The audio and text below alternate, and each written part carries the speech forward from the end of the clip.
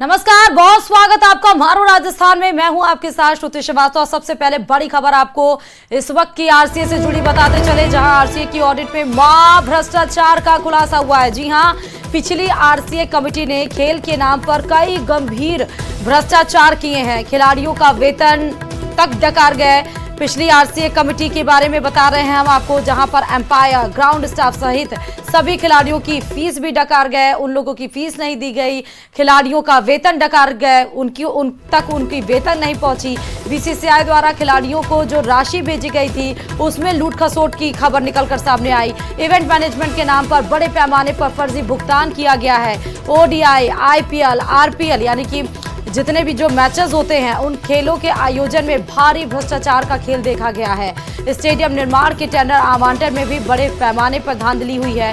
फर्जी कंपनियों को निर्माण और इवेंट के कार्य सौंपे गए हैं, यानी कि जो कंपनी समझिए रजिस्टर्ड नहीं थे या फिर जो उनके फेवर के कंपनीज थे उनको टेंडर सौंपे गए हैं। वकीलों की फीस के नाम पर 3 करोड़ से ज्यादा का भुगतान किया गया। आरसीए एडहॉक कमेटी ने आरसीए की ऑडिट कराई है। मुख्यमंत्री और खेल मंत्री को जल्द रिपोर्ट्स सौंपी गई। ये एडहॉक कमेटी पिछली आरसीए कमेटी के खिलाफ मुकदमा भी दर्ज हो सकता है और तमाम इस तरह कहानी महाभ्रष्टाचार की निकलते हुए सामने आ रही है। ज्यादा जानकारी के साथ संवाददाता राकेश हमारे साथ फोन लाइन पर जुड़ चुके हैं। राकेश, सैलरी से लेकर टेंडर से लेकर जितनी रिपोर्ट्स थी उसमें तमाम हर एक लेवल पर जहां आप खंगालने पहुंचेंगे राजस्थान क्रिकेट एसोसिएशन की, हर जगह पर सिर्फ और सिर्फ भ्रष्टाचार ही नजर आ रहा है। राकेश, बिल्कुल, देखिए जिस तरीके से पिछली जो आरसीए कमेटी थी उसने खेल के नाम पर जो भ्रष्टाचार का खेल रचा है ये पूरी चीज ऑडिट रिपोर्ट में सामने आई है। हमने इस बारे में जो आरसीए एडहॉक कमेटी के जो संयोजक हैं जयदीप बिहानी, उनसे बातचीत की और उनका कहना है कि जो स्टेडियम निर्माण का टेंडर 300 करोड़ का जारी किया गया था वो किसी फर्म विशेष और व्यक्ति विशेष को फायदा पहुंचाने के लिए उसकी लागत 500 करोड़ से ज्यादा बढ़ा दी गई। और जिस कंपनी को ये टेंडर आवंटित किया वो कंपनी टेंडर लेने लायक थी ही नहीं, क्योंकि सड़क निर्माण का कार्य करने वाली जो कंपनी है उसको भवन निर्माण का कार्य सौंप दिया गया, जबकि ऐसा नियमानुसार नहीं किया जा सकता। इसके अलावा बीसीसीआई ने करोड़ों रुपए जो ग्राउंड स्टाफ, एम्पायर, खिलाड़ी हैं उनकी फीस के लिए जो दिया जाता है उस पैसे को जिम्मेदार अधिकारी डकार गए। आज तक जो खिलाड़ी हैं और जो ग्राउंड स्टाफ है, एम्पायर हैं, वो अपनी फीस के लिए वहां पर तरसते हुए नजर आ रहे हैं। जो इवेंट हुए, चाहे आईपीएल का हो या जो भारत न्यूजीलैंड का मैच हुआ हो, उसमें जितनी भी, चाहे वो बाउंसर्स हो, सुरक्षा हो, हॉस्पिटलिटी हो, खान पान, इन जो इवेंट के जो जारी किए गए थे, इनके टेंडर दिए गए, इनके नाम पर दो बार कई बार भुगतान उठाया गया है, लेकिन अभी तक उन जिन इवेंट कंपनियों को भुगतान नहीं हुआ है। यानी वो पैसा कहाँ गया, किसने डकारा है, ये अब जो है इस मामले को लेकर के अब जो एडहॉक कमेटी है वो मुकदमा दर्ज करवाने की तैयारी कर रही है। चूंकि ऑडिट रिपोर्ट लगभग तैयार हो चुकी है और इस तैयार होने के बाद मुख्यमंत्री और खेल मंत्री को ये रिपोर्ट जल्द सौंपी जाएगी। और उसके बाद एडहॉक कमेटी इस मामले की छानबीन करने के लिए मुकदमा दर्ज करवाने के साथ साथ, चूंकि बीसीसीआई से भी पैसा आया है तो सीबीआई, ईडी और ऐसी जांच एजेंसियों को भी जो है इस शिकायत दे सकती है, ताकि पूरी तरीके से, पारदर्शी तरीके से इसकी जांच हो सके और जो दोषी हैं उनके खिलाफ सख्त कार्रवाई हो सके। निश्चित तौर पर जो ये बात बिल्कुल श्योर है राकेश, बहुत बहुत शुक्रिया। लेकिन ये बात श्योर है कि आरसीए वैसे भी विवादों में रहा है, लेकिन महाभ्रष्टाचार का जो खेल है वो इतने धड़ल्ले से खेला जा रहा था, शायद ही किसी को पता होगा। हर एक लेवल पे, चाहे वो मैचेस की बात हो, चाहे वो सैलरी की बात हो, चाहे वो फूड की बात हो, हर एक लेवल पर आरसीए के द्वारा महाभ्रष्टाचार का खेल खेला गया। एडहॉक कमेटी गठित कर दी गई है, रिपोर्ट मुख्यमंत्री को सौंपी जाएगी और संयोजक जयदीप बिहानी के निर्देशन पर यह ऑडिट हुई है। अब देखना होगा कि मुकदमा दर्ज करने की भी तैयारी कर रही है। कई मामलों में फाइनेंशियल इरेगुलरिटीज मिली है, हमने भी सीए से जांच करवाई है। कई चीज़ें ऐसी है कि जैसे जीएसटी के अंदर जो उस फर्म को काम दिया गया है उसके वो काम मेंशन ही नहीं है। कई फर्मों को एक्सपीरियंस भी नहीं है। कई फर्में ऐसी है जो काम कुछ करती है उनको काम कुछ दे दिया। इसलिए काफ़ी कुछ इरेगुलरिटी हैं जिनकी सीए साहब जांच कर रहे हैं और उन इरेगुलरिटीज़ के हिसाब से एडवोकेट जो क्रिमिनल एडवोकेट हैं उनसे सलाह करके। और एक और बड़ी खबर जयपुर से ही है, जहां दोनहारगढ़ पहाड़ी पर हथुनी कुंड में डूबने से नाबालिग की मौत की खबर सामने आई है। दोस्तों के साथ पहाड़ी पर ये 17 साल का जो युवक था वो नहाने के लिए गया था। नाम इसका नितिन भंडारी है। पहाड़ी की तलहटी में हथुनी कुंड में नहाने ये नितिन जब उतरा था उसी समय वो डूब गया उसमें, जिसमें उसकी मौत हो गई। देर रात सिविल डिफेंस के गोताखोरों ने शव को बाहर भी निकाला। देर रात की वो तस्वीरें रेस्क्यू ऑपरेशन की आपके सामने हैं। पोस्टमार्टम करवाकर परिजनों को सौंपेगी भी पुलिस शव। और पुलिस ने अपील की है कि बरसाती पानी में लबालब हथुनी कुंड में कोई भी ना उतरे, जान जोखिम में ना डाले। हर साल नाहरगढ़ पहाड़ी पर स्थित हथुनी कुंड में ये हादसे होते रहते हैं। और फर्जी आधार कार्ड बनाने का मामला आया है। इस वक्त की बड़ी खबर आपको बता रहे हैं, जहां पर 25,000 देकर फर्जी आधार कार्ड लोग बनाते हैं। चाहे वो मुंबई हो, बेंगलुरु हो, यहाँ के व्यापारियों ने फर्जी कंपनियां बनाई हैं। कार्ड बनाने के तार सालचौर, जलोर, सिरोही, भीनमाल से भी जुड़े बताए जा रहे हैं। तो 25,000 लेकर फर्जी आधार कार्ड बनाने का काम धड़ल्ले से किया जा रहा है। ये फर्जी आधार कार्ड 25,000 देकर बनाते हैं। मुंबई, बेंगलुरु के व्यापारियों ने फर्जी कंपनियां इसके लिए बना दी हैं। और कार्ड बनाने के तार सांचौर, जालौर, सिरोही और भीनमाल से भी जुड़े हैं। बड़ी खबर आपको इस वक्त बता रहे हैं, फर्जी आधार कार्ड बनाने का मामला। तो मुंबई, बेंगलुरु से ही नहीं बल्कि आपको बता दें कि इसके तार राजस्थान के भी कई जिले से जुड़े हैं। ये जिले हैं चाहे वो सिरोही हो या फिर सांचौर या फिर भीनमाल, यहाँ पर ही ये धड़ल्ले से काम किया जाता है। 25,000 दे के फर्जी आधार कार्ड बनवाए जाते हैं।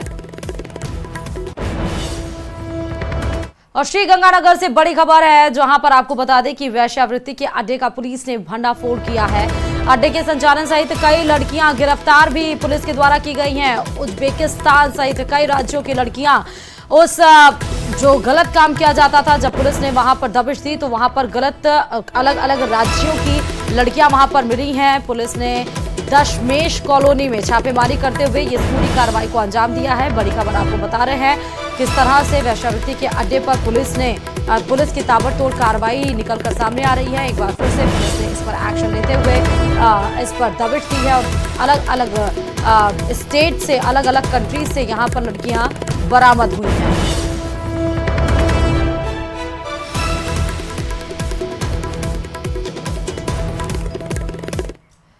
और 16वीं विधानसभा का दूसरा सत्र शुरू होने वाला है, यानी बजट सत्र का आज अंतिम कार्य दिवस है। यानी कि आज बीएसी में काम का निर्धारण किया जाएगा। प्रश्नकाल में विपक्ष हंगामा कर सकता है। राज्य में आपदा की स्थिति पर आज सदन में चर्चा होगी। बजट सत्र का ये 16वीं विधानसभा का बजट सत्र का ये दूसरा कार्यकाल चल रहा है। आपको ये भी बताते हैं कि सदन में 2 ध्यानाकर्षण प्रस्ताव पर चर्चा भी होगी। और बजट सत्र का अंतिम दिन है आज, तो प्रश्नकाल में विपक्ष हंगामा भी कर सकता है। राज्य में आपदा की स्थिति किस तरह से है, इस पर भी विपक्ष और सत्ता पक्ष इस पर भी डिस्कशन करता हुआ नजर आएगा। फिलहाल बजट सत्र का आज अंतिम कार्य है सदन का।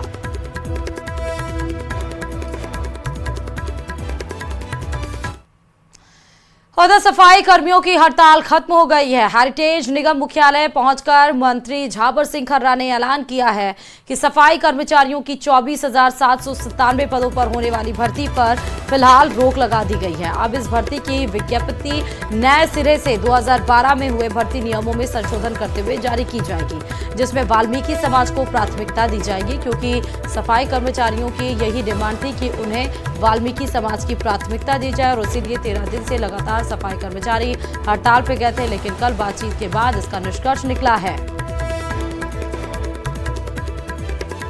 प्रदेश के विभिन्न क्षेत्रों से आए हुए सफाई कर्मचारी भाई यहाँ उपस्थित थे। उनके सामने समझौते की मुख्य बातें रखी गई और उपस्थित सभी ने उसका सर्वसम्मति से अनुमोदन किया। और अनुमोदन करने के बाद समझौता पत्र पर हस्ताक्षर हुए और हस्ताक्षर के साथ ही हड़ताल समाप्त हो गई।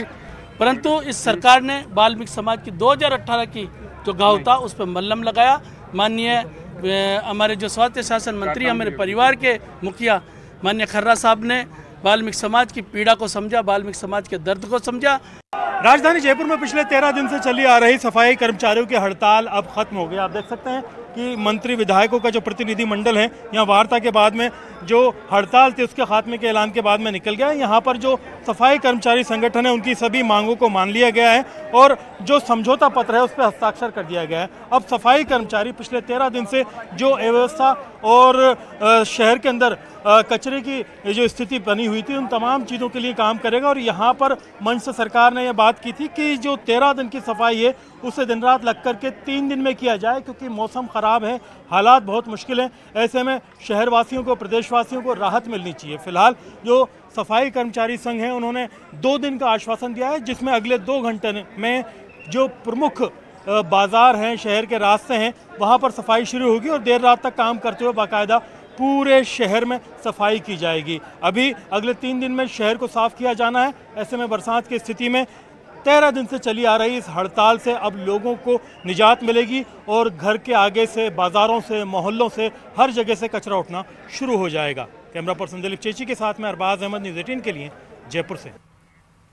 और इधर झालावाड़ जिले की आंगनबाड़ी कार्यकर्ताओं ने कलेक्ट्रेट पर नारेबाजी कर प्रदर्शन किया है। आंगनबाड़ी कार्यकर्ता मानदेय का भुगतान करने, नियमित करने और खाली पद भरने की मांग कर रही हैं। 3 इनकी मांगे हैं कि उनका मानदेय का भुगतान करना है, उनको नियमित करना है और खाली पद जितने भी हैं वो उनको भरने की मांग की जा रही है। आंगनबाड़ी कार्यकर्ताओं ने अपनी मांगों को लेकर कलेक्टर को ज्ञापन भी सौंप दिया है। संघ की प्रदेश महामंत्री रचना वैष्णव ने बताया कि आंगनबाड़ी कार्यकर्ता सहायिका का मानदेय का भुगतान महीने की 10 तारीख से पहले किया जाए, बकाया 5 महीने के मानदेय का भुगतान भी किया जाए। तो 3 मांगों को लेकर कलेक्ट्रेट के बाहर प्रदर्शन, उसके लिए ज्ञापन भी कलेक्टर को सौंपा गया है। आंगनबाड़ी कार्यकर्ताओं का ये प्रदर्शन। राजस्थान आंगनबाड़ी महिला कर्मचारी संगठन से प्रदेश महामंत्री रचना वैष्णव बोल रही हूँ। सर, हमारी ये प्रॉब्लम है कि हमारा एक तो मानदेय नहीं आता है समय पर और 3 महीने से राज्य और केंद्र ये साल भर से हमारे 2 टुकड़ों में आते हैं। तो या तो हमें राज्य का पेमेंट दिया जाता है या फिर कभी केंद्र का दे देते हैं। इसके अलावा हमारे जैसे प्रोग्राम बनाए जाते हैं जिसका पैसा भी हमारे पास से लगाया जाता है।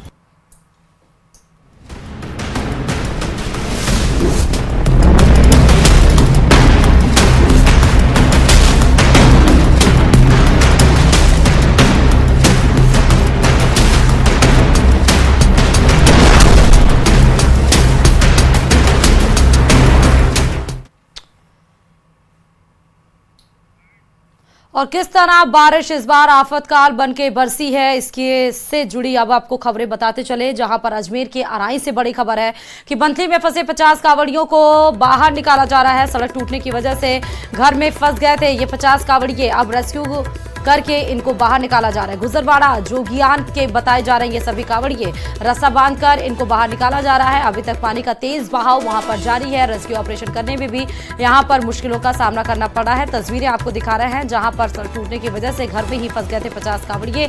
अब इनको धीरे धीरे करके एक एक करके रस्सी के सहारे बाहर निकालने की कोशिश की जा रही है। अभी भी आप देख सकते हैं जो पानी का बहाव है वो बेहद ही तेज है। इसमें रिस्की भी बहुत है रेस्क्यू ऑपरेशन करना, लेकिन क्योंकि जो कांवड़िए फंस गए थे, अब तेज बहाव की वजह से जो सड़क टूट गई थी उनसे बाहर निकालना है। धीरे धीरे करके आप देख सकते हैं कि एक एक लोगों को रस्सी के सहारे धीरे धीरे बाहर निकालने की प्रक्रिया वहां पर जारी है। अजमेर के अराई से बड़ी खबर है जहां पर 50 फंसे कांवड़ियों को धीरे धीरे बाहर निकालने की कवायद अभी जारी है।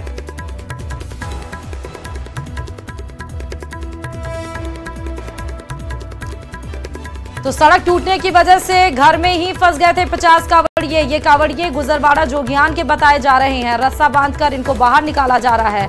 अभी तक तेज बहाव पानी का जारी है। और चलिए भरतपुर में भी बताते चले, ये बड़ी खबर है जहां भरतपुर में नदी में डूबने से 2 बच्चों की मौत की खबर सामने आई है। जहां 2 बच्चों को ग्रामीणों ने सुरक्षित बाहर निकाल लिया, लेकिन एसडीआरएफ की टीम ने शवों को भी बाहर निकाला। खिराकवास नदी में नहाने गए थे ये चारों और उसी दरमियान ये चारों उसमें डूब गए। नदी क्योंकि उफान पे थी, तेज बारिश की वजह से जो पानी का लेवल है वो ज्यादा था। देर रात की ये पूरी घटना है। हालांकि प्रशासन बार बार कहता है कि इस तरह से नदी या तालाबों में मत जाएं क्योंकि पानी अपने से ऊपर बह रहे हैं। झमाझम बारिश ने इस बार जल स्तर को बढ़ा दिया है, लेकिन फिर भी उसके बाद भी लोग पता नहीं क्यों अपने जान को जोखिम में डालते हुए नहाने जाते हैं। फिलहाल ये बड़ी खबर है जहां पर भरतपुर में नदी में डूबने से 2 बच्चों की मौत हो गई है। दोनों के शवों को निकाल दिया गया है। खिराकवास नदी में नहाने गए थे ये चारों। देर रात की पूरी घटना। और राजस्थान में तेज बारिश का दौर जारी है। पाली में 8 इंच तक बरसात दर्ज की गई है, जिससे यहां बाढ़ जैसे हालात हो गए हैं। आज 4 जिले जहां पर अजमेर, चूरू, नागौर और पाली में ऑरेंज अलर्ट जारी कर दिया गया है। वहीं 8 जिले अलवर, भीलवाड़ा, जयपुर, झुंझुनू, सीकर, जोधपुर में येलो अलर्ट भी जारी कर दिया गया है। जयपुर में मंगलवार सुबह से ही हल्की बारिश का दौर है फिर से शुरू हो चुका है, तो बारिश को लेकर मौसम विभाग ने अलर्ट जारी किया है। जयपुर हो या फिर सीकर हो या फिर झुंझुनू हो या फिर जोधपुर हो, यहाँ पे येलो अलर्ट है। जयपुर में मंगलवार सुबह से ही हल्की बारिश का दौर जारी है।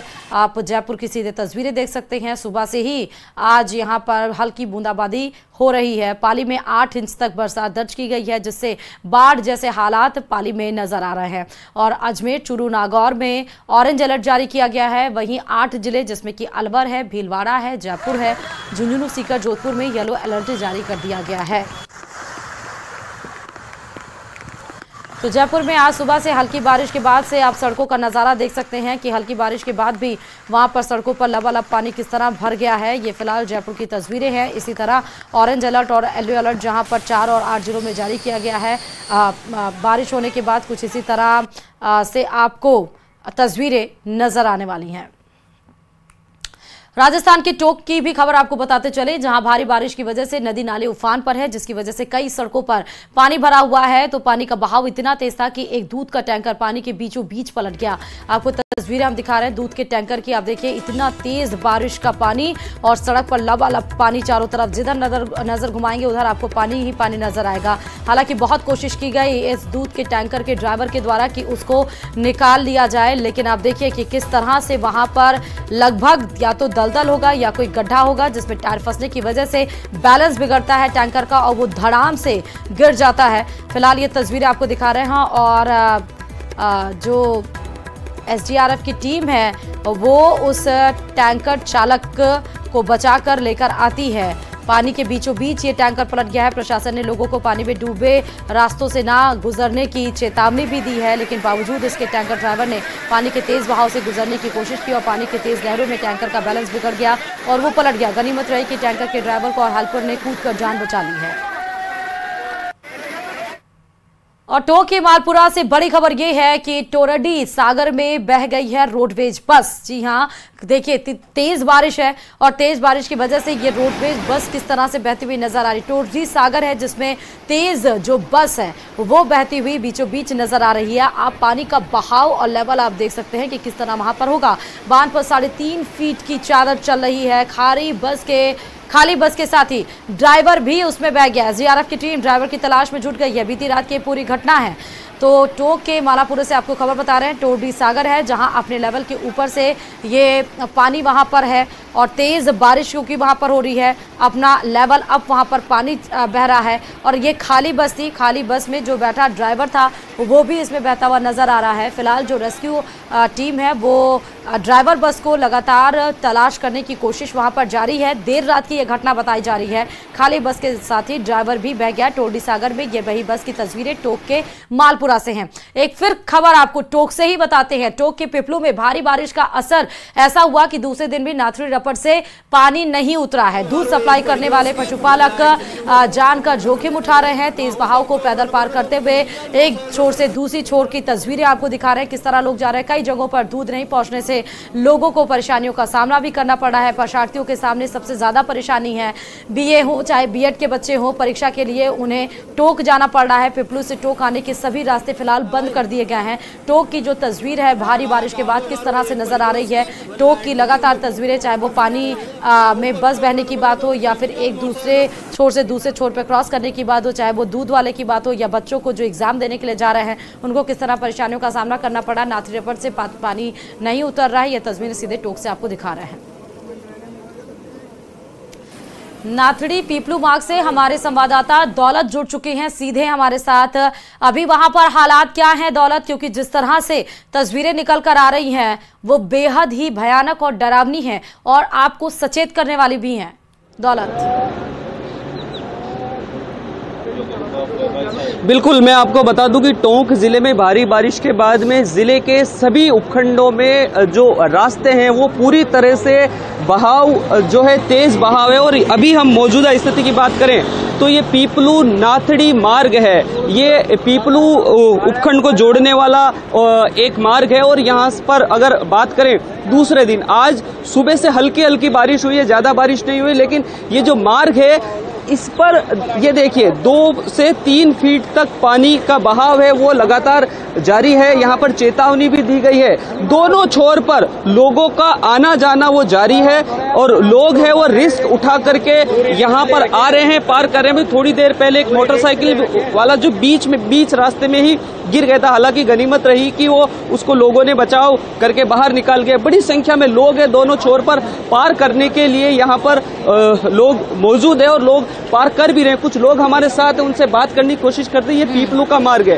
कैसे लोग आना जाना लगातार जारी है, हालांकि ये जो बहाव है वो तेज है सर, बहुत तेज है। बहुत तेज बहाव होने के बावजूद भी लोग पार कर रहे हैं, रिस्क उठा रहे हैं जान को जोखिम में डालकर। हाँ, डाल रहे हैं सर। नहीं तो जान जोखिम में डाल रहे हैं तो ऐसे में आप क्या कहेंगे?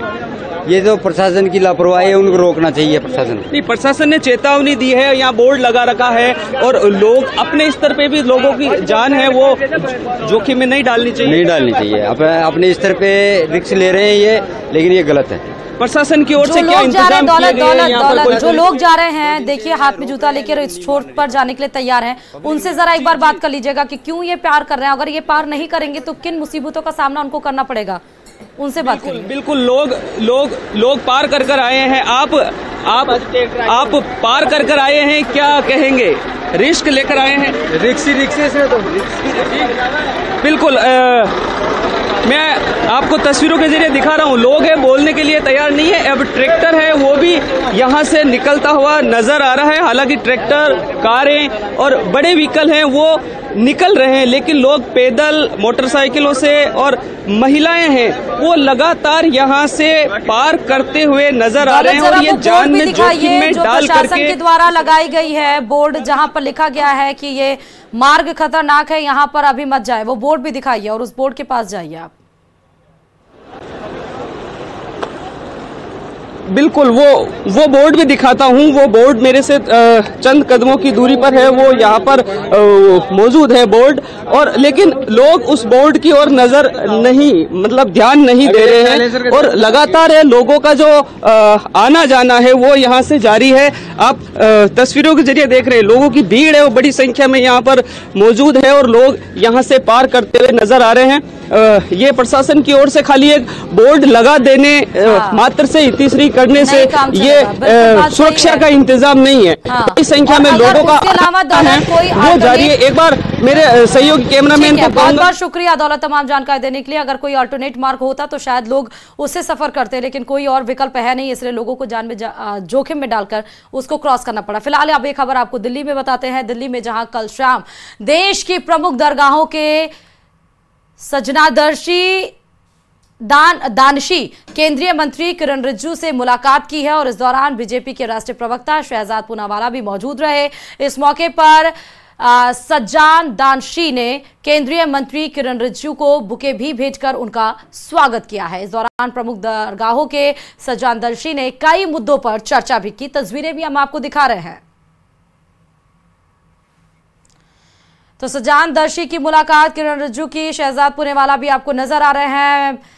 तमाम मुद्दों पर इसमें बात हुई है। प्रमुख दरगाहों के सज्जान दर्शी के कई मुद्दों पर चर्चा की, सीधे तस्वीरें आपको नजर आ रही हैं।